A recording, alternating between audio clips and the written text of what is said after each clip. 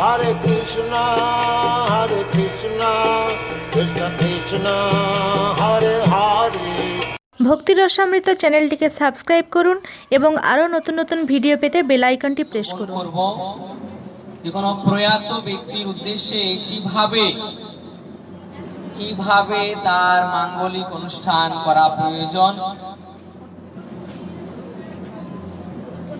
আমাদের শ্রীল সনাতন গোস্বামী, গোপাল ভট্ট গোস্বামী তারা যে পন্থা অবলম্বন করেছিলেন এবং নির্দেশ প্রদান করেছেন, সেই অনুযায়ী আমাদের পরবর্তী আচার্য বৃন্দের মধ্যে আমাদের পরম পূজ্য পরমেষ্ঠী গুরুদেব অর্থাৎ আমার গুরুদেব, তার গুরুদেব অর্থাৎ শ্রীল ভক্তি সিদ্ধান্ত সরস্বতী গোস্বামী ঠাকুর শ্রীল প্রভুপাদ, তিনি কি নির্দেশ প্রদান করেছেন, সেই নির্দেশ অনুযায়ী আমাদের এই আলোচনার সূত্রপাত হবে। রেখে দাও। সেই অনুযায়ী আমাদের এই আলোচনা হবে। শ্রীল ভক্তি সিদ্ধান্ত সরস্বতী প্রভুপাদ এই শ্রাদ্ধ বিষয়ে, বৈষ্ণব তিথি বিষয়ে কি নির্দেশ করেছেন?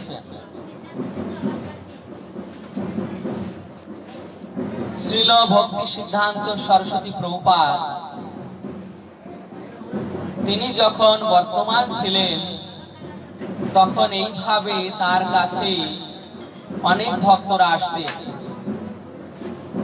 অনেক প্রশ্ন নিয়ে। তো সেই সমস্ত প্রশ্নের আলোকে তার এই সমস্ত প্রশ্নকে সংযোজন করে, তার দেওয়া উত্তরকে সংযোজন করে যে একটি বিশেষ গ্রন্থ রচিত হয়েছিল, অর্থাৎ ভক্তদের প্রশ্ন এবং তার উত্তর, কার উত্তর? শ্রীল ভক্তি সিদ্ধান্ত সরস্বতী প্রভুপাদ। সেই শ্রীল ভক্তি সিদ্ধান্ত সরস্বতী প্রভুপাদ শ্রাদ্ধ বিধি সম্পর্কে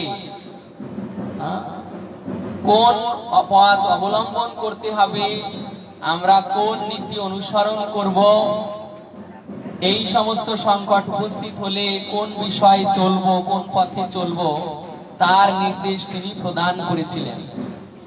সেই শ্রীল ভক্তি সিদ্ধান্ত সরস্বতী প্রভুপাদ তিনি এই শ্রাদ্ধ সম্পর্কে, বৈষ্ণবীয় শ্রাদ্ধ বা অন্যান্য শ্রাদ্ধ সম্পর্কে যে বর্ণনা করেছিলেন, সেটার উপরই আজ আমি আলোকপাত করব, যাতে আপনাদের মধ্যে আর কোনো সন্দেহ না থাকে যে এই রকম সংকট উপস্থিত হলে আমাদের কি করণীয়, বা কেউ একমত করছে, কেউ ভক্তি পথে করছে, কেউ স্মার্ত মতে করছে, কোনটা ঠিক হবে। তো এ বিষয়ে শাস্ত্রে বলছে যে মহাজন যেন গতস্য পন্থা, মহাজন যে পথে গমন করেছেন, মহাজন যার নির্দেশ করেছেন, সেটাই আমাদের অনুসরণ করা প্রয়োজন। তা আজ আমাদের আলোচনার বিষয় হবে শ্রাদ্ধ সম্পর্কিত বিষয়, কিভাবে করণীয়, কতদিনে করণীয়, এবং বৈষ্ণবদের শ্রাদ্ধ সম্পর্কে গোস্বামীগণ, মহাজনগণ কি বর্ণনা করেছেন। সেই বৈষ্ণব হচ্ছেন শ্রীল ভক্তি সিদ্ধান্ত সরস্বতী প্রভুপাদ। আমাদের এই ইস্কন গৌড়ীয় মঠে যিনি কর্ণধার, যার নাম অনুসারে আমাদেরকে বলা হয় ব্রহ্ম মাধ্য গৌড়ীয় সারস্বত সম্প্রদায়, অর্থাৎ সরস্বতী প্রভুপাদ, মানে ভক্তি সিদ্ধান্ত সরস্বতী প্রভুপাদ, তার মত অনুযায়ী এই নাম ব্রহ্ম মাধ্য গৌড়ীয় সারস্বত সম্প্রদায়।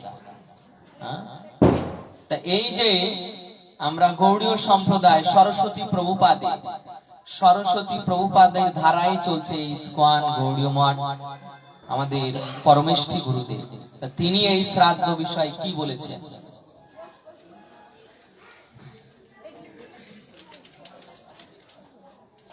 প্রথমে তার কাছে ভক্ত যে হে প্রভুপাদ, বৈষ্ণবের কি অশৌচ আছে? বৈষ্ণবদের কি কোনো এই প্রকার অশৌচ আছে? তার উত্তরে প্রভুপাদ বর্ণনা করছেন।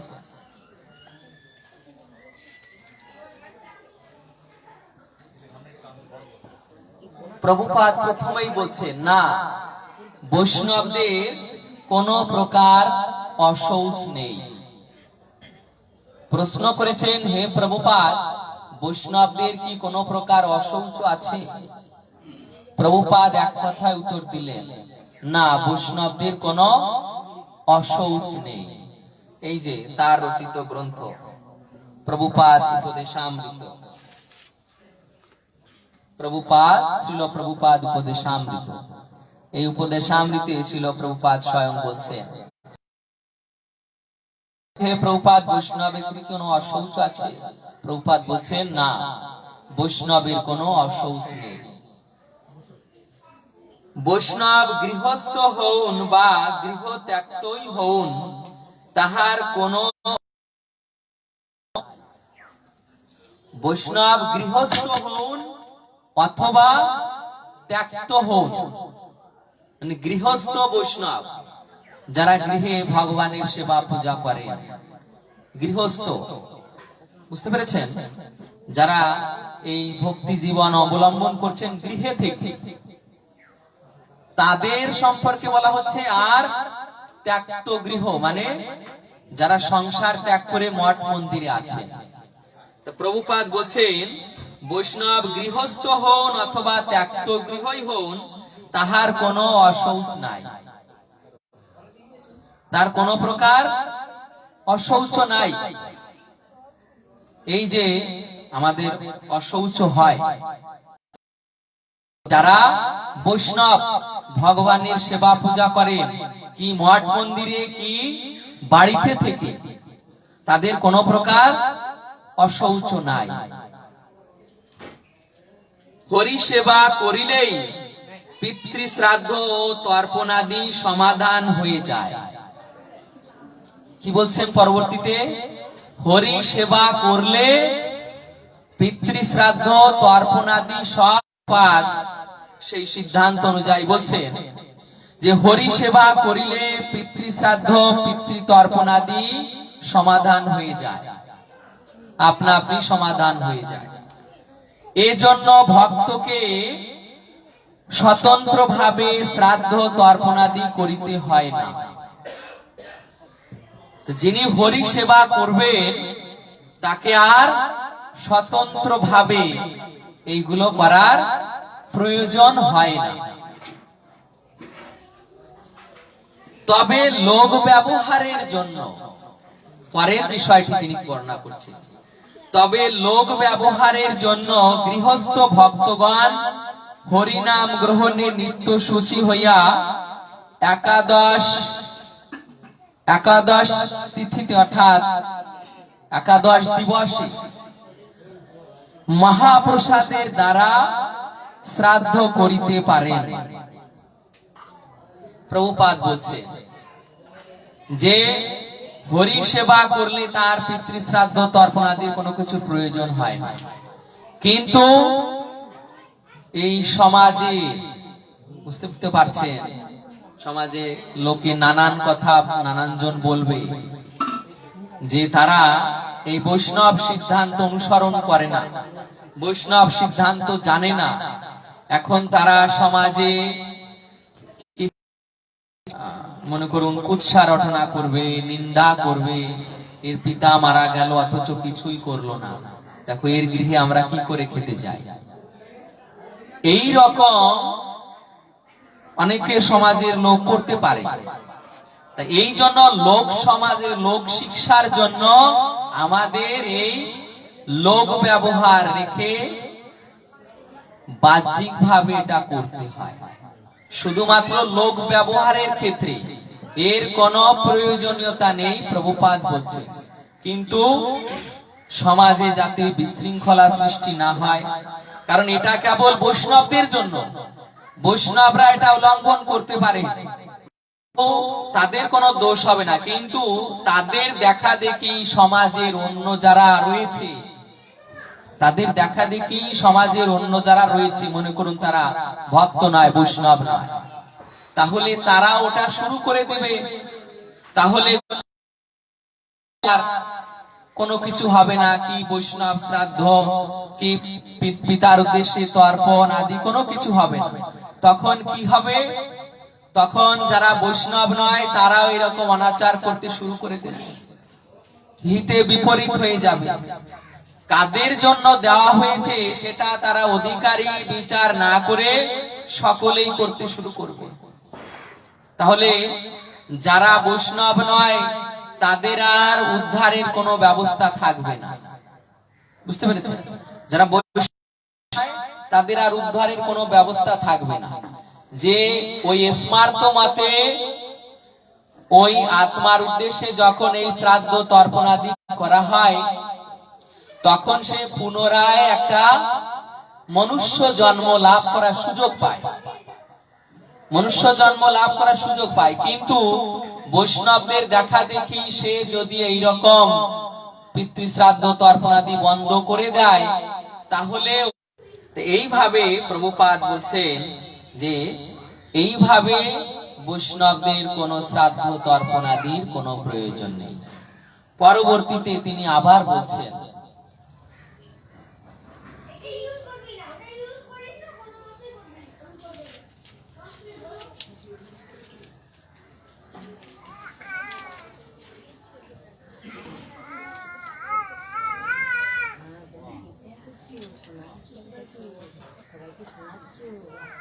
পিতৃপুরুষের শ্রাদ্ধে কি দেওয়া উচিত, কি নিবেদন করা উচিত?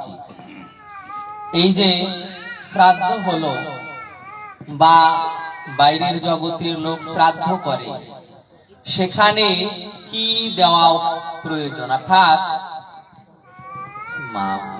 যখন ভক্তদের, মনে করুন ভক্ত বাড়িতে টাকা হচ্ছে, এখানে তো প্রসাদ হবে, যারা অভক্ত তারা কি করবেন?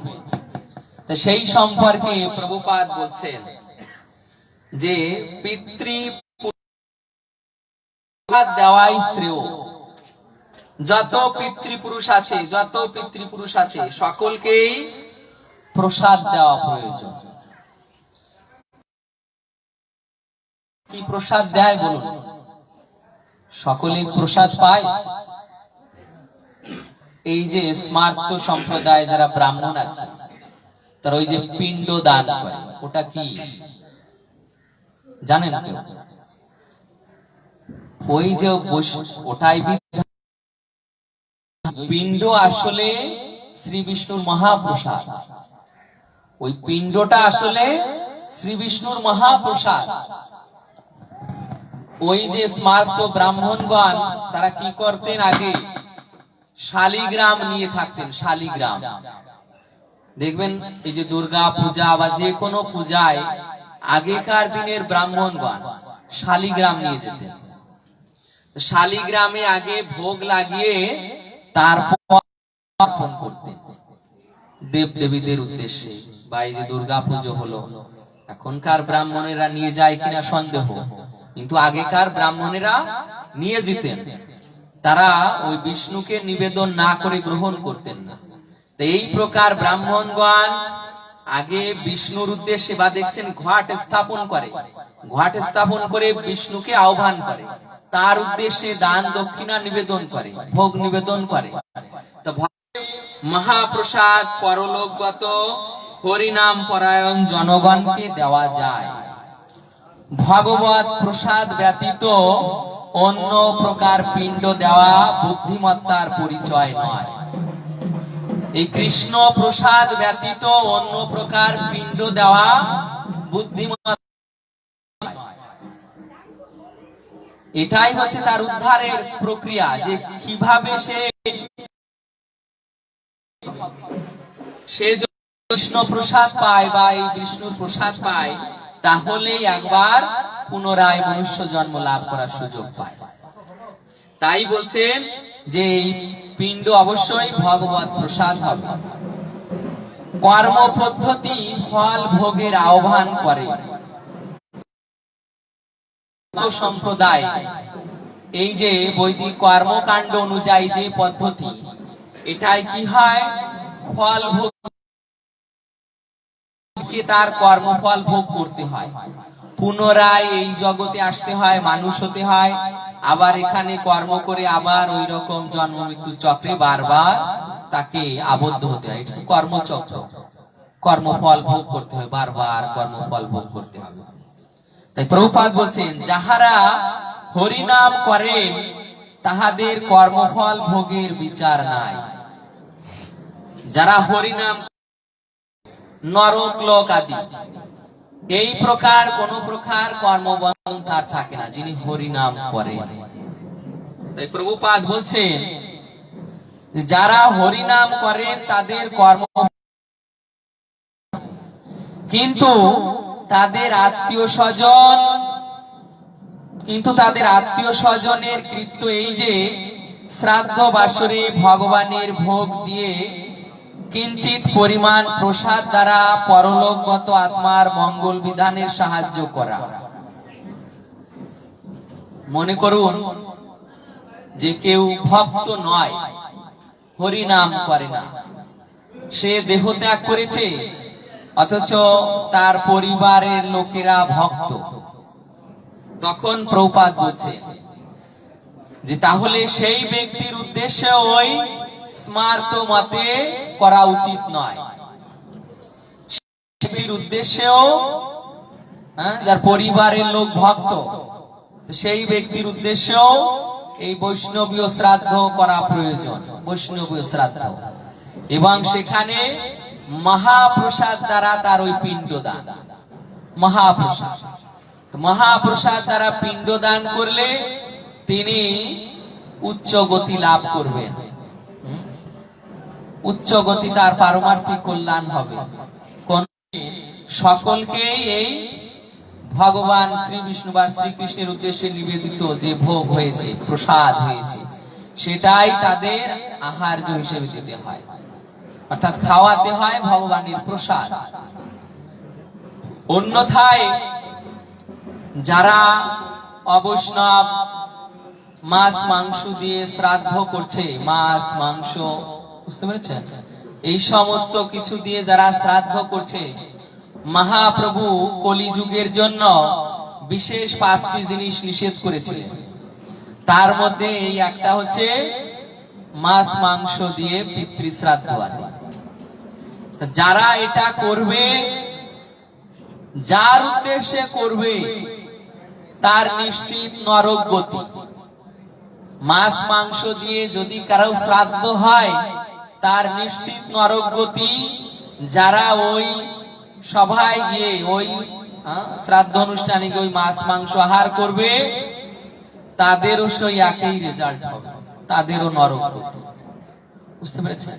তো এইভাবে মহাপ্রভু তাই নিষেধ করে গিয়েছেন যে কলিযুগে 5টি জিনিস নিষেধ করেছেন, তার মধ্যে এই একটা হচ্ছে মাছ মাংস দ্বারা পিতৃ শ্রাদ্ধ। এগুলো সম্পূর্ণরূপে বন্ধ। বৈষ্ণবদের জন্য শ্রাদ্ধ অনুষ্ঠানের তো প্রয়োজন নেই, কিন্তু লোক ব্যবহারের জন্য বৈষ্ণবীয় শ্রাদ্ধ কত দিবসে সেটাও প্রভুপাদ উল্লেখ করছেন। একাদশ দিবসে, একাদশ দিবসে মানে 11 দিন, 11 দিনের মাথায়। এইভাবে যদি বৈষ্ণবী শ্রাদ্ধ হয়, একাদশ দিবসে এইভাবে শ্রাদ্ধ অনুষ্ঠান করা প্রয়োজন। এরপর প্রভুপাদ আরো ক্লিয়ার করে বলছে, দীক্ষিত ভক্ত পিতৃ শ্রাদ্ধ কিভাবে করিবেন। প্রভুপাদের কাছে প্রশ্ন করেছেন প্রভুপাদ যে দীক্ষিত ভক্ত কিভাবে তিনি পিতৃ শ্রাদ্ধ করবেন।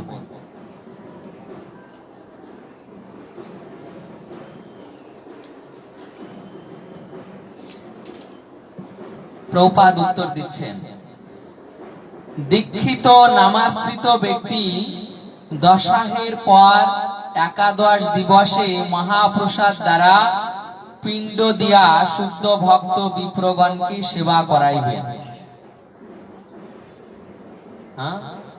একাদশ দিবসে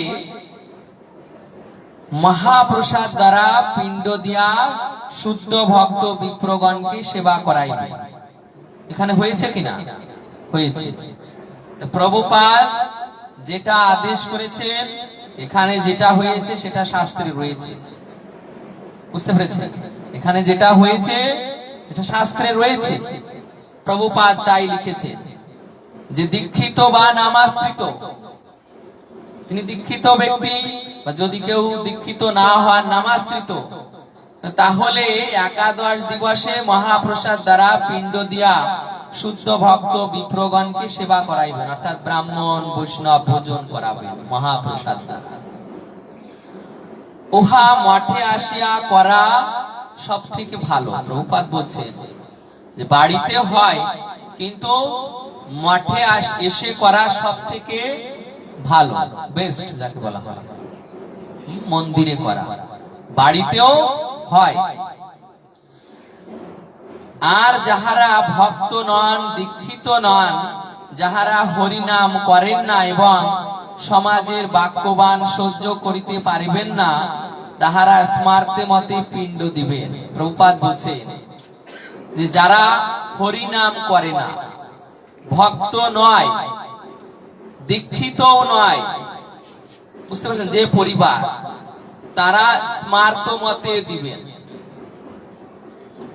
যারা ভক্ত নয়, হরিনাম করে না, বুঝতে পারছেন, যে দেহত্যাগ করেছে সেও ভক্ত নয়, কোনোদিন হরিনাম করেনি, তো এই সমস্ত ব্যক্তিদের জন্য স্মার্ত মতে পিণ্ডদান, স্মার্ত মতে।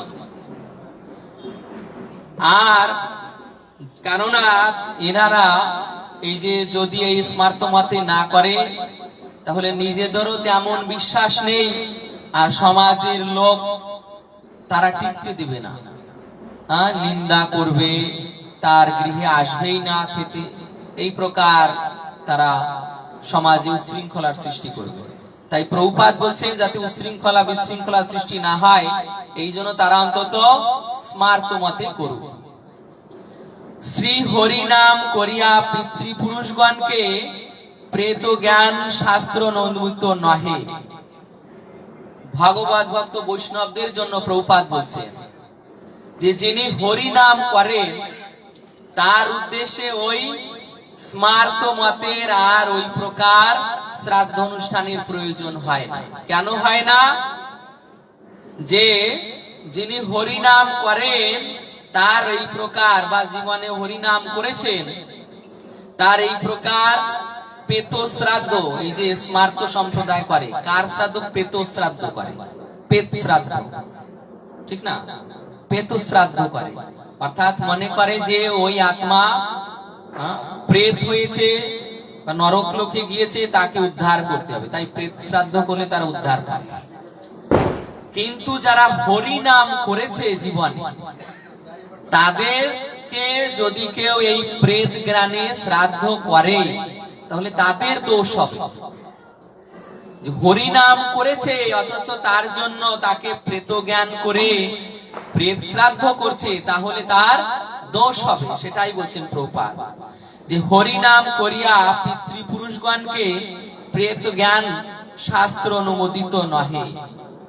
এটা শাস্ত্র অনুমোদিত নয় যে যে হরি নাম করলো তার উদ্দেশ্যে প্রেত শ্রাদ্ধ করবেন বা তাকে প্রেত জ্ঞান করে ওই প্রেত শ্রাদ্ধ করবেন, এটাও শাস্ত্র অনুমোদিত নয়।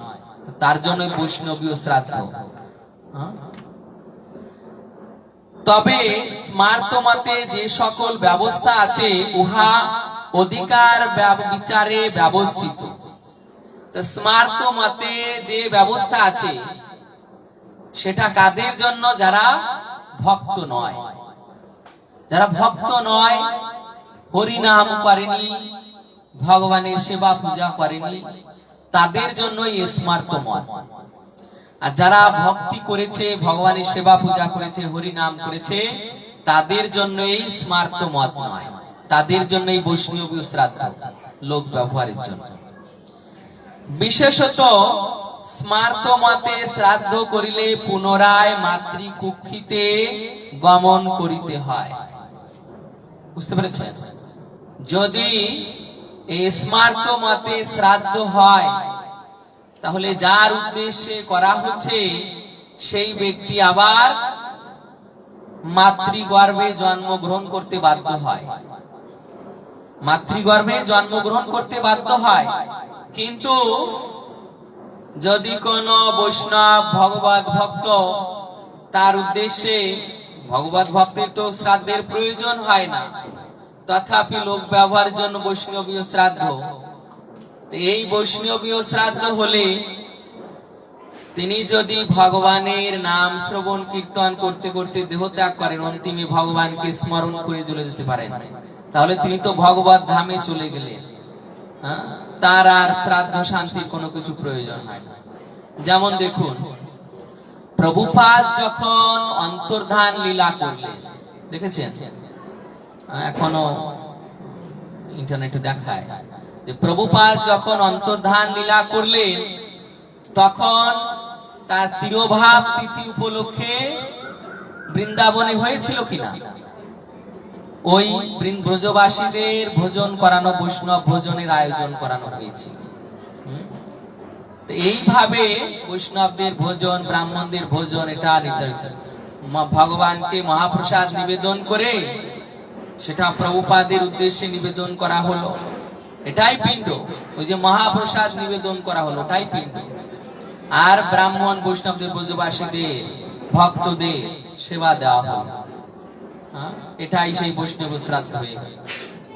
এই প্রকার এটা ভাগবত ভক্তদের ক্ষেত্রে হয়ে থাকে, কিন্তু লোক ব্যবহারের জন্য। যেমন আপনারা শুনেছেন যে মহাপ্রভু তার নিজের পিতার শ্রাদ্ধ বা তর্পণ করার জন্য গয়া ধামে গিয়েছিলেন, শুনেছেন না? তা মহাপ্রভু স্বয়ং ভগবান, চৈতন্য ভাগবতে রয়েছে, মহাপ্রভু স্বয়ং ভগবান, কেন তিনি এটা করতে গেলেন? মহাপ্রভু স্বয়ং ভগবান, কেন তিনি এটা করতে গেলেন? স্বয়ং ভগবান তার পিতা, সে তো পার্শ্বদ, নিত্য মুক্ত পুরুষ, তার ক্ষেত্রে কেন এটা করা? শুধুমাত্র লোক ব্যবহারের জন্য। সমাজে যারা ব্রাহ্মণ শ্রেণীর তৎকালীন ছিলেন, তারা হয়তো কুৎসা রটনা করবে, নিন্দা করবে, দেখো এর পিতা মারা গেল অথচ কিছু করলো না। এই জন্য লোকে যাতে নিন্দা না করে, ওই বাহ্যিক ভাবে মহাপ্রভু ওই শ্রাদ্ধ তর্পণ আদি করতে গয়ায়, সেখানে গিয়ে বা বিভিন্ন ঘাটে গিয়ে ওই পিতৃ শ্রাদ্ধ তর্পণ করলেন।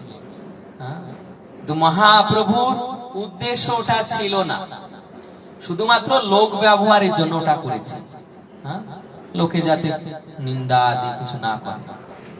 তো প্রভুপাদও তাই বলছে যে ভাগবত ভক্তগণ তাহা কখনো স্বীকার করেন না। যারা ভাগবত ভক্ত, এই শ্রাদ্ধ তর্পণ তাদের প্রয়োজন হয় না, কারণ ভগবান স্বয়ং যে যারা আমার প্রতি ভক্তি করে, যারা হরি ভক্তি করে, তাদের কোনো প্রকার ঋণ থাকে না। মাতৃঋণ, পিতৃঋণ, দেবতা ঋণ, ঋষি ঋণ, কোন প্রকার ভূত আপ্ত কোন প্রকার ঋণ থাকে না। যে 6টা ঋণ আমাদের আছে, কোন প্রকার ঋণ থাকে না।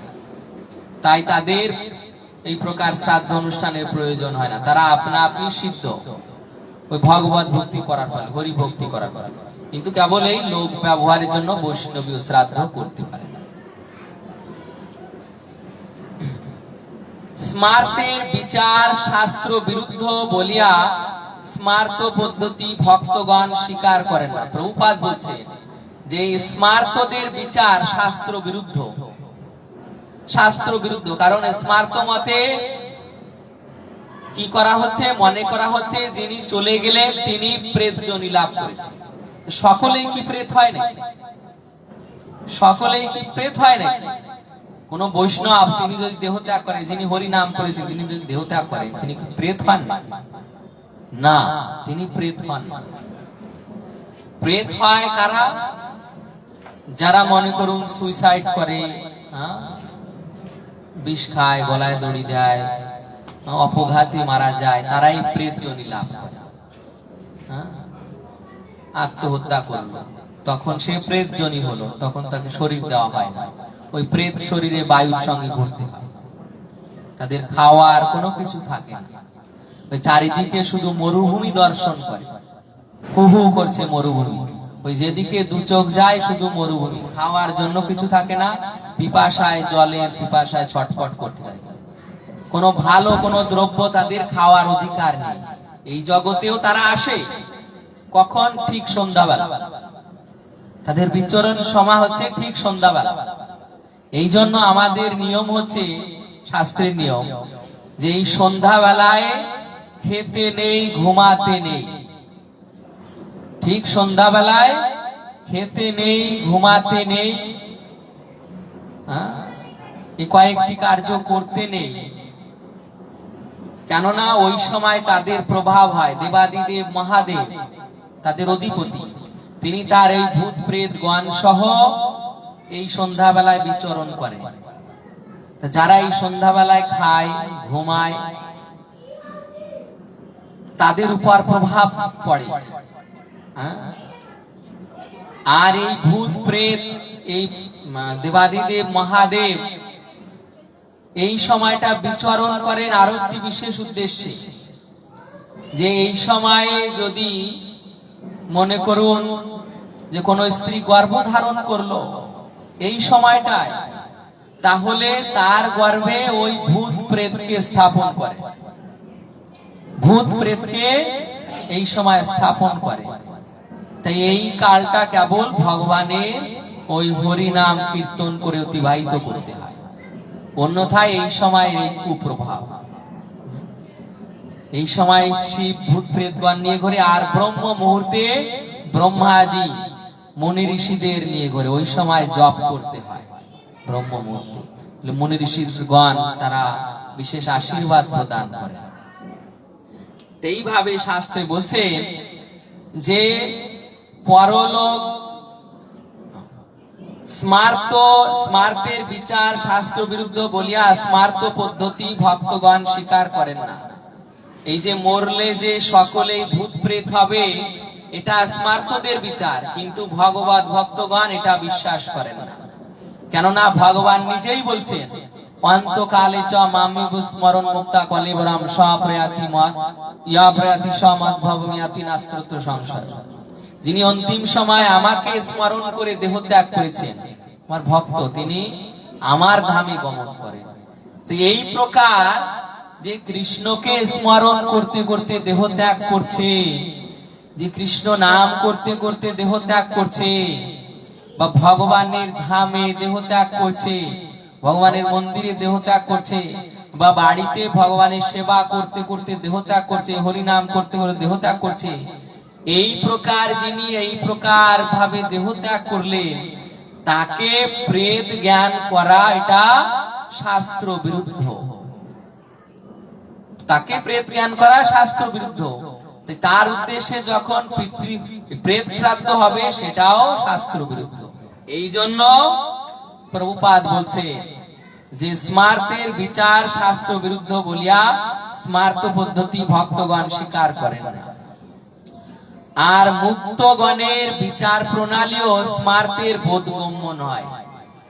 মুক্তগণের মানে ভগবত ভক্তদের এই যে বিচার প্রণালী, কারণ এখানে মহাজন কর্তৃক স্বীকৃত, যেটা শাস্ত্রে রয়েছে, এবং মহাজন, এই যে প্রভুপাদ বলছেন, সরস্বতী প্রভুপাদ, তিনি বলছেন যে এই প্রকার যারা বিচার করেন, যারা স্মার্ত সম্প্রদায়, তারা যদি মনে করে যে বৈষ্ণবদের বিচারধারা ভুল, তাহলে প্রকৃতপক্ষে তাদের বিচারধারাই ভুল। স্মার্ত সম্প্রদায়রা মনে করতে পারে যে এই যে বৈষ্ণবীরা শ্রাদ্ধ করছে 12 দিনের মাথায়, বা কেউ করছে না, তারা যদি মনে করে যে এই বৈষ্ণবদের সিদ্ধান্ত ভুল, তাহলে আসলে ওই স্মার্তদের সিদ্ধান্তই ভুল। প্রভুপাদ সেটাই বলছেন যে মুক্তগণের বিচার প্রণালী তাদের বোধগম্য নয়। ভাগবতে চৈতন্য চরিতামৃতে বলছে যে বৈষ্ণবের ক্রিয়া মুদ্রা বিজ্ঞ না বুঝয়, বৈষ্ণবের ক্রিয়া মুদ্রা বিজ্ঞ ব্যক্তিও বুঝতে পারে না। বলা হয়নি যে মূর্খ ব্যক্তি বোঝে না, তা নয়, বিজ্ঞ ব্যক্তিও বৈষ্ণবের ক্রিয়া মুদ্রা বুঝতে পারে না। বুঝতে পেরেছেন? বৈষ্ণব যে কোন সিদ্ধান্ত অনুযায়ী চলে, বিজ্ঞ ব্যক্তিও অর্থাৎ সামাজিক ভাবে যারা বিজ্ঞ পণ্ডিত তারা বুঝতে পারে না। যারা ভগবত ভক্ত তারাই জানতে পারে যে বৈষ্ণব এই বৈষ্ণবীয় ধারায় অনুযায়ী মহাজনদের পরম্পরায় চলে। মহাজনদের পরম্পরা এটাই বলছে যে তাদের এই পরম্পরা প্রণালী, তাদের এই বিচারধারা বৈষ্ণবদের এটা স্মার্তগণ তারা বুঝতে পারে না, তাদের বোধগম্য নয়। এই জন্য ভুলটা তারাই ধরে যে এটা তোমার ভুল হয়েছে, কেন আপনি এইভাবে করলেন বা কেন করলেন না শ্রাদ্ধ তর্পণাদি, এই ভুলটা তারাই ধরে। অথচ এই যে বৈষ্ণবদের ধর্ম, দেখুন আপনি যখন পূর্বে বর্ণাশ্রম ব্যবস্থায় ছিলেন তখন আপনি কাশ্যপ গোত্র, শাণ্ডিল্য গোত্র, ভরদ্বাজ গোত্র আছে না?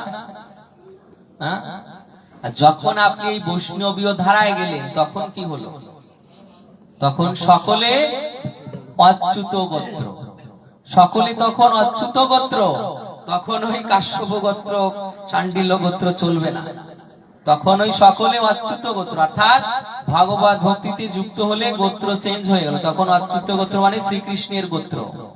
তখন তার জন্য আর ওই তর্পণাদি পিতৃশ্রাদ্ধ কোনো কিছুর প্রয়োজন হয় না, তার গোত্র চেঞ্জ হলো। ঠিক তেমন এই ভগবত ভক্তদের, যারা এরকম হরি নাম করছেন, ভগবত ভক্ত হয়েছে, তাদেরও এই প্রকার কোনো কিছুর প্রয়োজন হয় না, কেবল লোক ব্যবহারের জন্য এইটুকু করতে হয় মাত্র।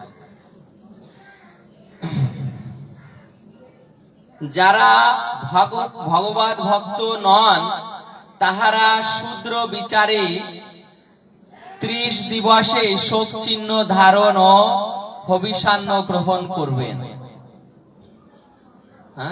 যারা শূদ্র শ্রেণী, যারা ভক্ত নন, তারা 30 দিনে তাদের এই হবিষান্ন গ্রহণ করার নিয়ম। নামাশ্রিত ভক্তগণ প্রত্যহ মহাপ্রসাদ গ্রহণ করিবেন। বুঝতে পেরেছেন? যারা নামাশ্রিত বা হরি ভক্ত বৈষ্ণব তারা প্রতিদিন মহাপ্রসাদ গ্রহণ করিবেন, তাদের ওই হবিষান্নের প্রয়োজন নেই। এই যে এখানে প্রমাণ রয়েছে, প্রভুপাদ দিচ্ছেন তারা প্রতিদিন মহাপ্রসাদ গ্রহণ করতে পারেন, তাদের হবিষান্ন আদি ধরা বাঁধা নিয়ম নেই, করলেও করতে পারেন, না করলেও করতে পারেন, মহাপ্রসাদ দিয়েই করতে পারেন। এটাই প্রভুপাদ দিচ্ছেন যে নামাশ্রিত ভক্তগণ প্রত্যহ মহাপ্রসাদ গ্রহণ করিবেন। বুঝতে পেরেছেন? তাহাদের স্মার্ত বিধির জন্য ব্যস্ত হইতে হইবে না। কি স্মার্ত বিধিতে কি বলছে? এই যে হবিষান্ন গ্রহণ করতে হবে 30 দিন, এই বিধি তাদের প্রয়োজন নেই। বুঝতে পেরেছেন? এই হবিষান্নের প্রয়োজন নেই। মহাপ্রসাদ নিবেদন করে, অর্থাৎ ভোগ নিবেদন করে মহাপ্রসাদ আস্বাদন করছেন, এতে তাদের কোনো দোষ হয় না বা দোষ হয়নি। প্রভুপাদ সিদ্ধান্ত দিচ্ছে পরলোক গমন করিয়া বৈষ্ণব প্রেত হন এবং তাহার শ্রাদ্ধ আনিবিত বস্তুতে হইবে বলিয়া যে কুমত প্রচলিত আছে, সে সকল কথা হইতে আপনি দূরে থাকবেন। এই যে সমাজে প্রচলিত আছে যে বৈষ্ণব পরলোকে প্রেত হন এবং তার শ্রাদ্ধ অনিবেদিত বলিয়া কুমত, যে শাস্ত্রে কুমত আছে, সেই সকল কুমত থেকে আপনি দূরে থাকবেন। অর্থাৎ যে নামাশ্রিত, যে ভক্ত, যে হরিনাম করেছে, তার উদ্দেশ্যে এই প্রেত শ্রাদ্ধ করতে হবে, না করলে উদ্ধার হবে না, তার বাড়িতে খাবো না, এটা হচ্ছে কি বলছেন প্রভুপাদ? কুমত, কুমত, কুযুক্তি। এই প্রকার কোন যুক্তি খাটবে না। যারা বুদ্ধিমান তারা এই সকল কুমত থেকে দূরে থাকবেন। বুঝতে পারলেন? স্বয়ং প্রভুপাদ বর্ণনা করেছেন। প্রভুপাদের উপদেশামৃত, শিল ভক্তি সিদ্ধান্ত সরস্বতী প্রভুপাদের উপদেশামৃত, যাদের বিশ্বাস না হয় এই গ্রন্থটি কিনে দেখবেন। এইভাবে প্রভুপাদ বলছেন। এখন আপনারাই বিচার করুন যে আমরা আমাদের মত মতো চলবো নাকি মহাজনের মত মতো চলবো। এই মতের সঙ্গে যদি কারো এখানে মিল না খাটে, অবশ্যই তার উচিত যে প্রভুপাদের এই মতকে গ্রহণ করা, অন্যথায় কি হবে, মহাজন অবজ্ঞা। এই মতের সঙ্গে যদি কারো মিল না হয় তাহলে কি হবে, মহাজন অবজ্ঞা। আর মহাজন অবজ্ঞা করলে ভগবান কি বলেছেন, যে মহাজনকে যদি কেউ অবজ্ঞা করে তাহলে তৎকাল তার আয়ু, ঐশ্বর্য, শ্রী সব নষ্ট হয়ে যায়। অতএব এই যে মহাজন আমাদের শিল ভক্তি সিদ্ধান্ত সরস্বতী প্রভুপাদ যে সিদ্ধান্ত দিলেন, এর যদি কেউ বিরোধীও থেকে থাকেন আজ থেকে জেনে নিলেন আর কখনো বিরোধী হবেন না, এই মতকেই গ্রহণ করবেন। কারণ প্রভুপাদ ভক্তি সিদ্ধান্ত সরস্বতী প্রভুপাদ ইনি কোনো সাধারণ ব্যক্তি নন। ভক্তি বিনোদ ঠাকুরের সুযোগ্য পুত্র এবং কৃষ্ণ লীলায় একজন মঞ্জুরি, রাধারানীর একজন অন্তরঙ্গ মঞ্জুরি, রাধারানীর একজন অন্তরঙ্গ সখী। তিনি এই জগতে কৃষ্ণ ভক্তি প্রচার করার জন্য এসেছেন। যারা প্রভুপাদকে অবজ্ঞা করেছিলেন, প্রভুপাদকে যারা অবজ্ঞা করেছিলেন তারা তার ফল প্রাপ্ত হয়েছে। অতএব আপনারাও এই মতের বিরোধিতা করে প্রভুপাদকে আর অবজ্ঞা করবেন না। ইনি যে মত গ্রহণ করেছেন, আপনার মতের সঙ্গে যদি নাও খাটে তথাপি এটা গ্রহণ করবেন, নিঃসংশয় চিত্তে এটাই গ্রহণ করবেন। হরে কৃষ্ণ। এখন শ্রী শ্রী দাম বন্ধন লীলা উপলক্ষে ভগবান শ্রী শ্রী রাধা দামোদরের বিষয়ে যদি অনুমতি করেন তাহলে কিছু বলি। ঠিক আছে, প্রশ্ন? আচ্ছা, প্রশ্ন কি এখন করবেন না শেষে করবেন? আচ্ছা, ভক্তি রসামৃত সঙ্গীত যখন করছিলাম তখন তারা কৃষ্ণ বললেন সুচিতা সম্বন্ধে বলছিলেন, তখন কিন্তু উনি এই সুচিতার সম্বন্ধে বলছিলেন যে এগুলো পালন করা উচিত আছে। সেটাই তো এখন বললাম যে লোক ব্যবহারের জন্য সুচিতা, সুচিতা কি? সুচিতা মানে সদাচার। যে আপনি সুচিতা করবেন, সুচিতা মানে কি? আপনি পবিত্র হয়ে ভগবানের সেবা পূজা করবেন।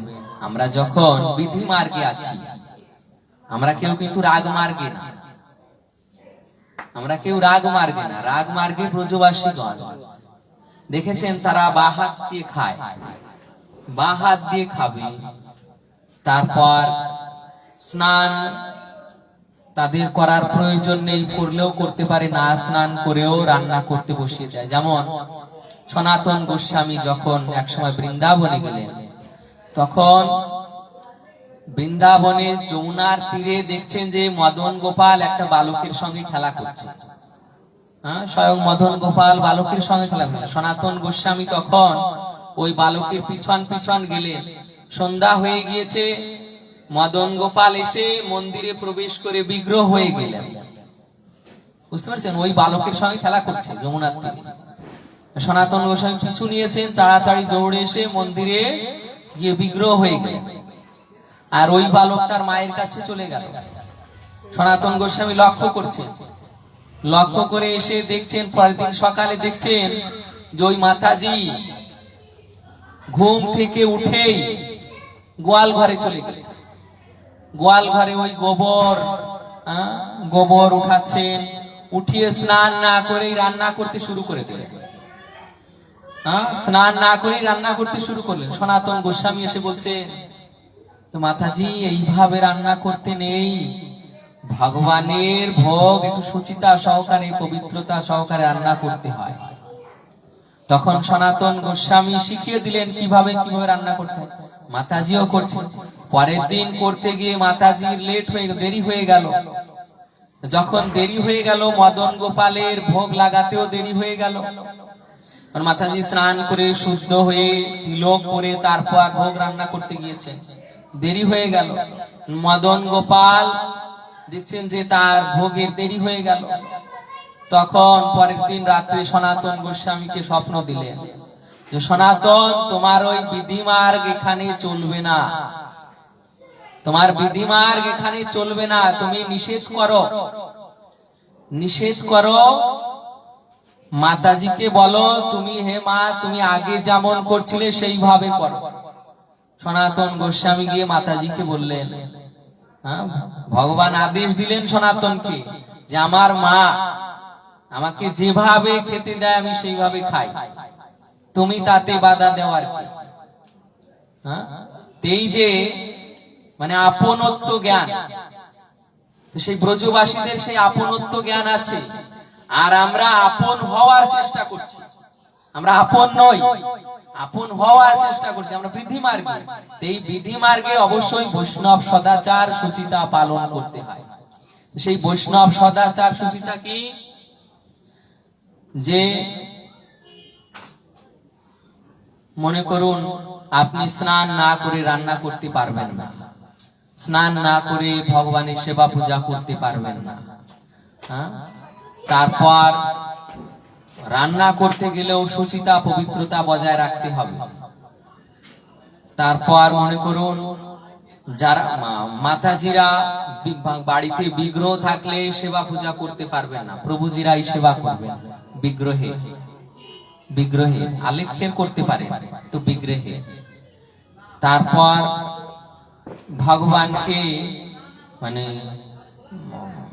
শুদ্ধতা বজায় রাখতে হবে। মন্দির করলে সেখানেও শুদ্ধতা, এ পাত্রের আপনার পাত্রের সঙ্গে ভগবানের পাত্রের মিশানো যাবে না, এগুলোই সদাচার সুচিতা, নিজেকে পবিত্র রাখা। দেহ মানে আমাদের হিজ হোলিনেস রাধা গোবিন্দ গোস্বামী মহারাজ বলছেন, তিনি বৃন্দাবনে প্রবচন করছিলেন, তিনি বলছেন যে সুচিতা মানে শৌচতা, এটা দুই প্রকার, অন্তরের সুচিতা, দেহের সুচিতা। অন্তরের সুচিতা মানে আভ্যন্তরীণ সুচিতা, আর দেহের সুচিতা মানে বাহ্যিক সুচিতা। তো অন্তরের সুচিতা, দেহের সুচিতা উভয়ই ভগবানের নামে হয়ে যায়, কিন্তু দেহের সুচিতার জন্য বিশেষভাবে স্নান, তিলক আদি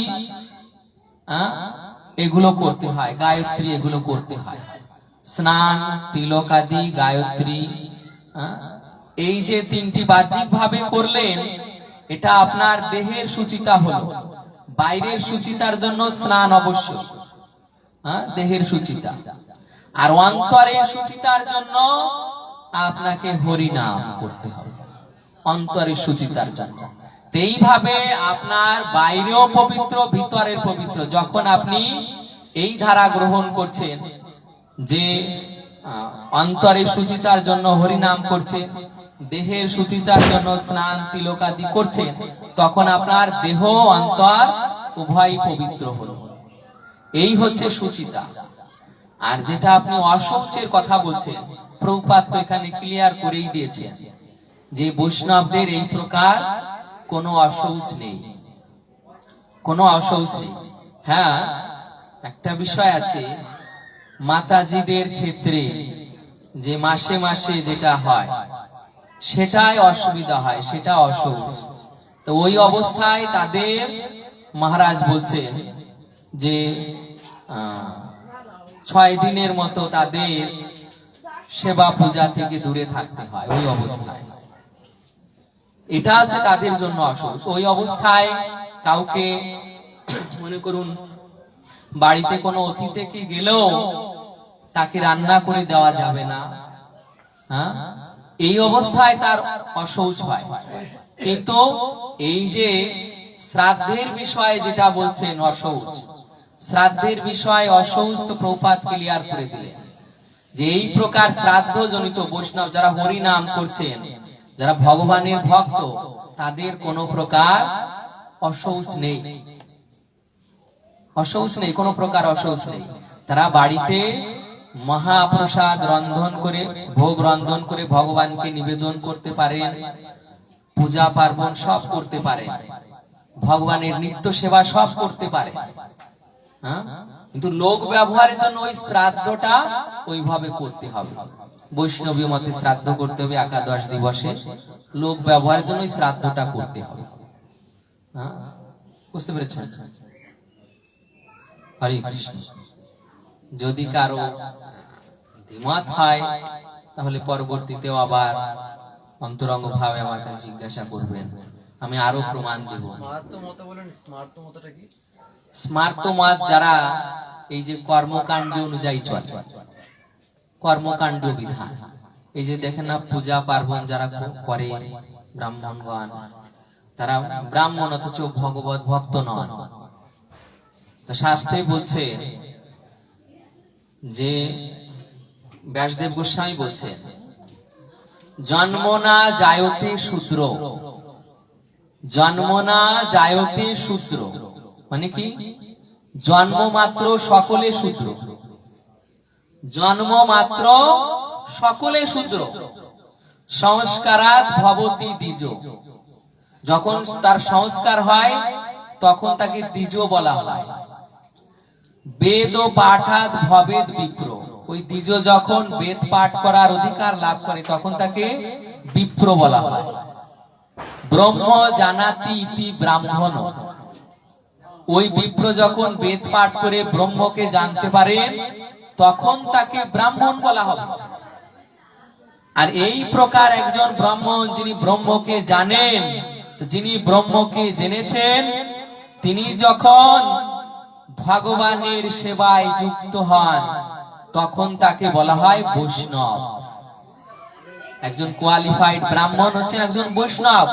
তো সেই বৈষ্ণবের এই লোক, এই যে বৈদিক মতে যে কর্মকাণ্ডীয় বিধান অনুযায়ী এই তর্পণ শ্রাদ্ধ আদি এগুলোর প্রয়োজন হয় না। তিনি তখন অন্য ধর্মের উপাসক, তিনি তখন পরম ধর্মের উপাসক। আমরা যখন, এটা আমি বলতে গিয়েছিলাম, আমরা যখন এই বর্ণাশ্রমের ভিতর থাকছি তখন আমাদের কোন মত গ্রহণ করা প্রয়োজন? বর্ণাশ্রমের মত। ব্রাহ্মণ, ক্ষত্রিয়, বৈশ্য, শূদ্র, বর্ণাশ্রম ধর্ম। কিন্তু ভগবত ভক্তি এই বর্ণাশ্রমের পরবর্তী স্তর, ভগবত ভক্তি। এই স্তরের ধর্ম যারা পালন করছে তারা না জেনে যদি বলেন যে ওই স্তরে যে আপনার ধর্ম পালন করছেন সেটা ভুল। যেমন দেখুন, আপনি জিটি রোডে মনে করুন ড্রাইভিং করছেন,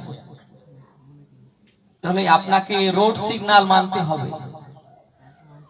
আপনার গাড়ি যদি রেড লাইট দেখে কি করবে? দাঁড়িয়ে যাবে। ওই পথে মনে করুন আকাশ পথে প্লেন যাচ্ছে, সে কি ওই রোড সিগন্যাল মানবে? কেন মানবে না? কারণ তার রুট আলাদা, রুট আলাদা, আকাশ মার্গ। আর এই ব্যক্তি যে গাড়ি চালাচ্ছে তার রুট আলাদা, সে হচ্ছে স্থল পথে। তাহলে এই রুটের সঙ্গে ওই রুটের কখনো মিলবে না। বুঝতে পেরেছেন? এই রুটের নিয়ম দিয়ে ওই রুট চালানো যাবে না।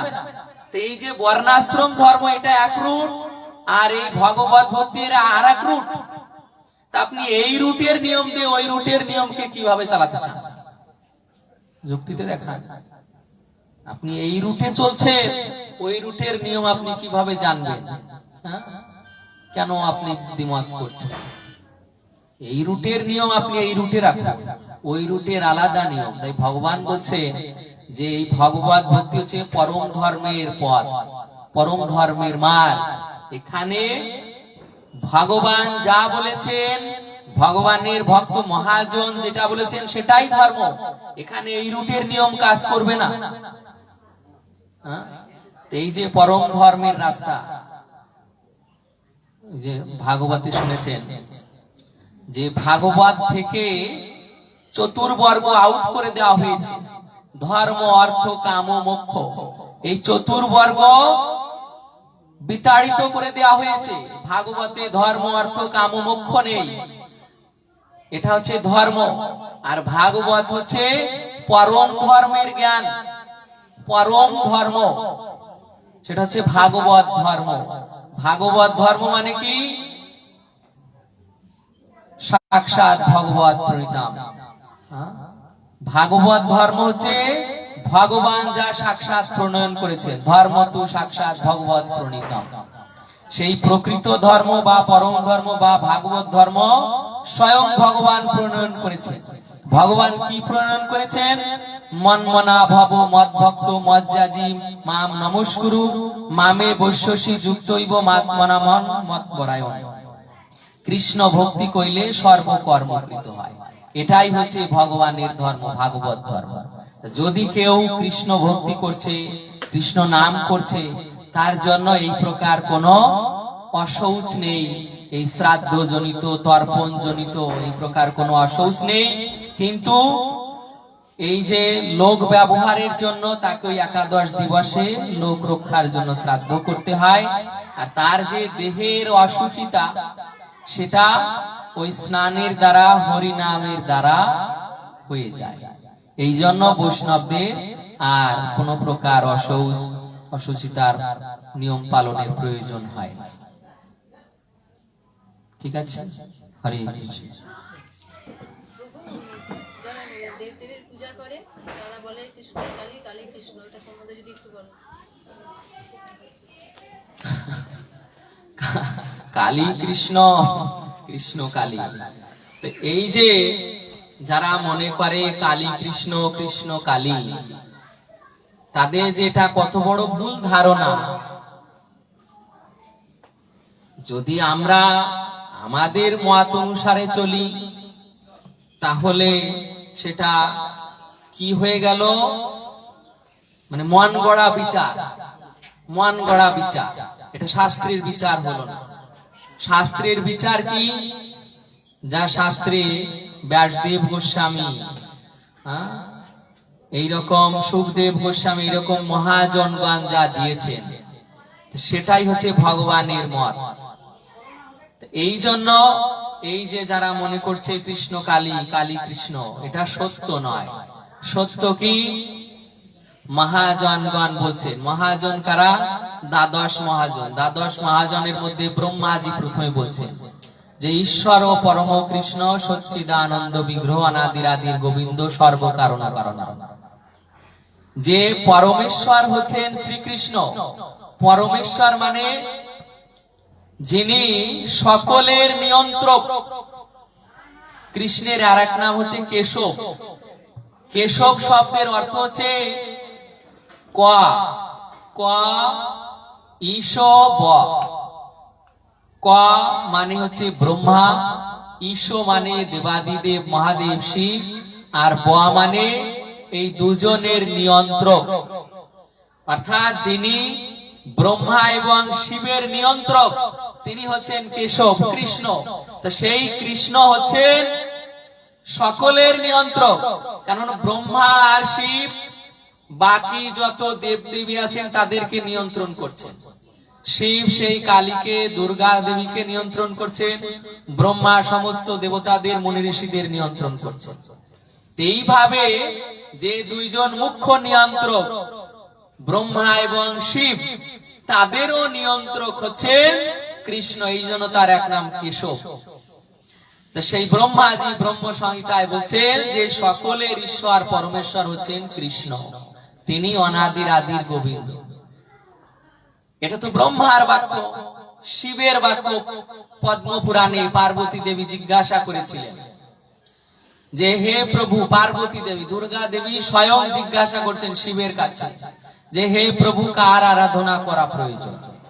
শিব ঠাকুর তর্পণ বললেন, দেবী আরাধনা নাম সর্বেশাম বিষ্ণু আর আরাধনা পরম। সমস্ত আরাধনার মধ্যে শ্রী বিষ্ণুর আরাধনা সর্বশ্রেষ্ঠ, অর্থাৎ কৃষ্ণের আরাধনা করা সর্বশ্রেষ্ঠ। কেননা কৃষ্ণই পরাৎপর বস্তু, অখিলেশ, সমস্ত জগতের ঈশ্বর।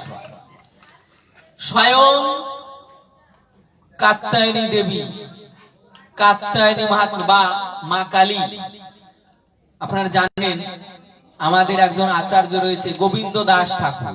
কার ভক্ত ছিলেন? মা কালী। চণ্ডীদাস গোস্বামী বাসুলি মায়ের ভক্ত, কাত্যায়নী দেবীর আরেকজন ভক্ত ছিলেন। তো এই তিনজনই একই রেজাল্ট পেয়েছে কি, যখন গোবিন্দ দাস ঠাকুর মা কালীর ভক্ত, তিনি ওই গঙ্গায় স্নান করতে নেমেছেন, স্নান করে উঠে আসছেন, দেখছেন একটা পদ্ম ফুল ভেসে যাচ্ছে। ওই অবস্থায় তিনি ওই পদ্ম ফুলটাকে কুড়িয়ে আনতে চেয়েছেন যে আমি ওটা আমার মায়ের পায়ে দেব।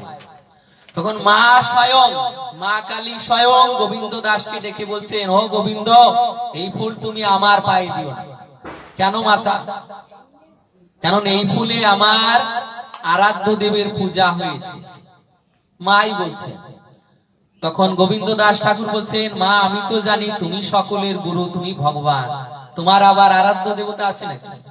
তখন মা বলছেন, হ্যাঁ, গোলক বিহারী শ্রী কৃষ্ণ আমার গুরু, আমার ইষ্ট দেব, তার পূজা হয়েছে। দেখুন মা স্বয়ং বলছে যে তার ইষ্ট দেবকে গোলক বিহারী শ্রীকৃষ্ণ গোবিন্দ। মাই বলে দিচ্ছেন যে তিনি কি কৃষ্ণ? মাই বলে দিচ্ছেন, তিনি যদি কৃষ্ণ হতো, মা বলে দিচ্ছেন যে আমার ইষ্টদেব কৃষ্ণের পূজা হয়েছে, ওই ফুল আমার পায়ে দিও না। তাহলে মা আলাদা ব্যক্তি, কৃষ্ণ আলাদা ব্যক্তি। এখন ভগবদ গীতায় ভগবান কি বলেছেন? ভগবদ গীতায় ভগবান বলছেন,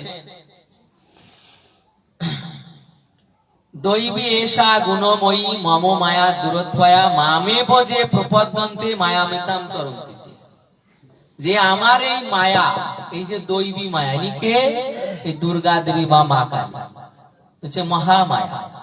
যারা আমার চরণে শরণাগত হয় তারা এই মায়ার প্রভাব থেকে মুক্ত হয়, অন্যথায় তারা আমার এই মায়াকে জানতেও পারে না, আমাকেও জানতে পারে না, মায়ার কবল থেকে তারা মুক্ত হয় না। তারা ওই মায়াকেই স্বতন্ত্র ঈশ্বর জ্ঞান করে। তো এটা হচ্ছে ভুল বিচার।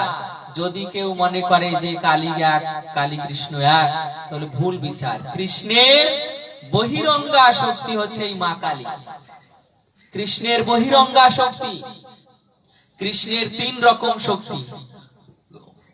অন্তরঙ্গা শক্তি, অন্তরঙ্গা শক্তি হচ্ছে সেই চিন্ময় জগতে। অন্তরঙ্গা শক্তির আবার 3টি বিভাগ, সম্বিত, সন্দিনী, লাদিনী। বুঝতে পেরেছেন? অন্তরঙ্গা শক্তির 3টি বিভাগ, সম্বিত, সন্দিনী, লাদিনী। এই হচ্ছে অন্তরঙ্গা শক্তি। এই অন্তরঙ্গা শক্তির মধ্যে সম্বিত শক্তি হচ্ছে সৎ। সৎ মানে নিত্য। নিত্য অর্থাৎ শ্রীকৃষ্ণের যে সত্তা তার নিত্য, এই হচ্ছে তার সৎ শক্তি সম্বিত। আর এই শক্তির অধিপতিকে, এই শক্তির অধিপতি হচ্ছে শ্রী বলরাম, সম্বিত। সন্দিনী, সন্দিনী হচ্ছে জ্ঞানময় শক্তি, শ্রীকৃষ্ণের জ্ঞানময় শক্তি, যার দ্বারা তিনি অন্য জীবদেরকে জানান তার সম্পর্কে। সম্বিত শক্তি, জ্ঞানময় চিৎ শক্তি যাকে বলা হয়। লাদিনী শক্তি হচ্ছে স্বয়ং রাধারানী। তো এইগুলো সব চিন্ময় শক্তি কৃষ্ণের, ওই চিন্ময় জগৎ পরিচালিত হয়। আর মাঝখানে হচ্ছে কৃষ্ণের আমাদের বলা হয় তটস্থ শক্তি। আমরা কৃষ্ণের তটস্থ শক্তি। তাহলে অন্তরঙ্গা বললাম, তটস্থ বললাম। আর 3য় নাম্বার হচ্ছে বহিরঙ্গা শক্তি। তিনি হচ্ছেন মা দুর্গা, মা কালী, যত দেবদেবী আছেন, এই প্রকার যারা এই জড় জগৎ পরিচালনা করেন, মা কালী, মা দুর্গা, এনারা হচ্ছেন কৃষ্ণের বহিরঙ্গা শক্তি। তারা স্বতন্ত্র, কেউ ঈশ্বর নয়, তারা সকলেই কৃষ্ণের অধীন। এইভাবে কালী কৃষ্ণ কখনো এক নয়। কৃষ্ণই পরমেশ্বর ভগবান এবং মা কালী, দুর্গা দেবী সকলে তার দাস দাসী মাত্র। হরে কৃষ্ণ।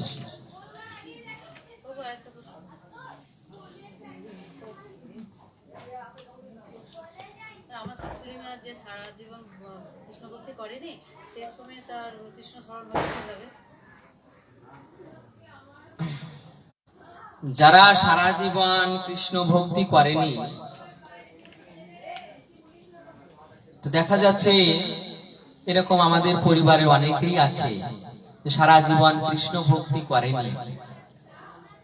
সারা জীবন কৃষ্ণ ভক্তি করেনি, তাদের উদ্ধারের জন্য যে তারা প্রসাদ তো খেয়েছে, প্রসাদ গ্রহণ করেছে, ভগবানের চরণামৃত সেবা করেছে।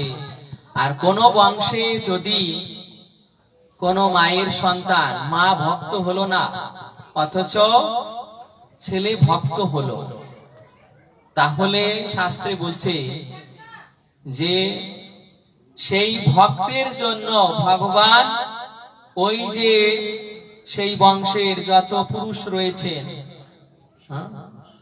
14 পুরুষ পর্যন্ত তারা উদ্ধার লাভ করে। 14 পুরুষ তারা উদ্ধার লাভ করবে, মানে তাদের কেউ নরকে যাবে না, তারা পুনরায় মনুষ্য জন্ম লাভ করে ভগবত ভক্তি করার সুযোগ পাবে।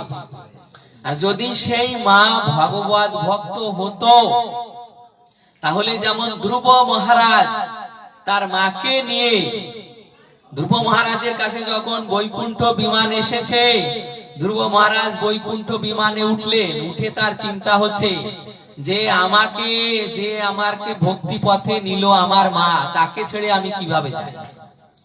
তখন তার মনোভাব বুঝতে পেরে নন্দ সুনন্দ ভগবানের পার্শ্বদ ওই বৈকুণ্ঠ বিমান চালাচ্ছে, তারা বললেন, হে মহারাজ আপনি চিন্তা করবেন না, ওই দেখুন আপনার মা আরেকটি বিমানে আপনার আগেই বৈকুণ্ঠে যাচ্ছে। বুঝতে পেরেছেন? যদি কেউ বৈষ্ণব হয় তাহলে এই প্রকার গতি হতে পারে। যারা ভগবত ভক্ত নয়, তাদের ভগবত ভক্তি পূর্ণতা প্রাপ্তির জন্য পুনরায় আবার আসতে হয়। হরে কৃষ্ণ।